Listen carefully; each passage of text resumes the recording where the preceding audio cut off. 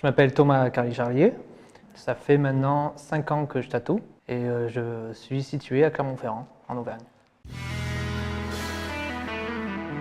Stéphane m'a proposé simplement, si j'étais intéressé de venir faire un premier séminaire, c'est quelque chose de nouveau pour moi. J'ai accepté parce que je trouve que c'est un beau challenge et c'est aussi une bonne opportunité de partager et de voir un petit peu si je peux apporter aux gens et puis pourquoi pas si aussi les gens peuvent m'apporter. Quand on fait les choses tout seul, par exemple, on peut prendre 1 an à découvrir certaines techniques et en venant sur un séminaire comme celui-ci, on peut découvrir certaines choses très rapidement alors que tout seul, on aurait mis beaucoup plus de temps à les découvrir. J'ai commencé le tatouage un peu par hasard parce que ma mère est peintre, donc j'ai toujours grandi là-dedans. J'ai toujours été passionné de dessin, j'ai toujours su plus ou moins dessiner parce que j'ai jamais arrêté. Et un jour, j'ai des amis qui ont dit tu devrais essayer de tatouer parce que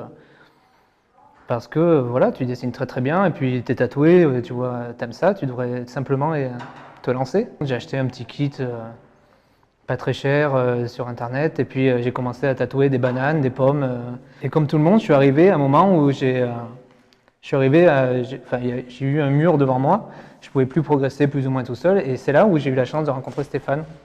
Et rien que des fois de parler avec les gens, te donnant une nouvelle motivation, te fait voir les choses différemment et te permet d'évoluer après toi de ton côté.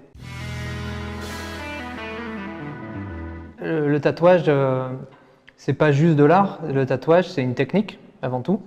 Et cette technique, il faut qu'elle soit apprise dans un bon environnement. Les gens qui veulent apprendre en étant encadrés dans une école ou par un apprentissage en même temps, devraient pouvoir avoir cette facilité. Pas mal de jeunes tatoueurs qui ne font pas forcément la différence entre le bon et le mauvais se retrouvent à apprendre par des gens qui ont peut-être eux aussi besoin d'apprendre. Donc au final, on se retrouve dans une espèce de cercle où des gens qui font des grosses erreurs apprennent les erreurs à d'autres. C'est une question un peu compliquée parce que c'est vrai que je pense qu'un artiste ne peut pas se dire artiste, c'est pas à lui de choisir s'il est artiste ou pas. Une personne s'auto-proclamer artiste parce qu'il prend un dermographe, je trouve ça un petit peu gros.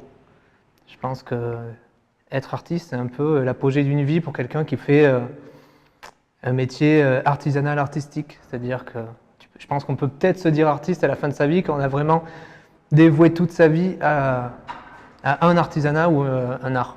Voilà. Alors c'est marrant parce qu'aux yeux de l'État, quand on se déclare auto-entrepreneur ou régime réel ou ce genre de choses, on est artisanat. C'est-à-dire que la case qu'il faut cocher, c'est artisanat. Je pense que c'est un problème parce que c'est un métier aujourd'hui. Moi, je parle de ma ville, on doit avoir une trentaine de tatoueurs.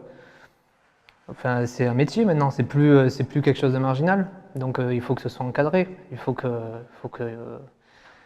se passe quelque chose juridiquement, c'est sûr et certain. En cas de risque avec le client, je ne suis pas assuré. Je suis assuré sur mes locaux, sur les choses, mais s'il y a un problème avec le client, les assurances aujourd'hui ne veulent pas assurer les tatoueurs. Il faudrait quelque chose pour protéger réellement les tatoueurs. Moi je tatoue, c'est ma passion et tout ça, mais après c'est vrai que je devrais peut-être passer plus de temps à me renseigner sur la juridiction. Mais voilà, je pense que j'irai tout simplement voir Stéphane et dirai bon, j'ai un petit souci, qu'est-ce que je fais? Voilà.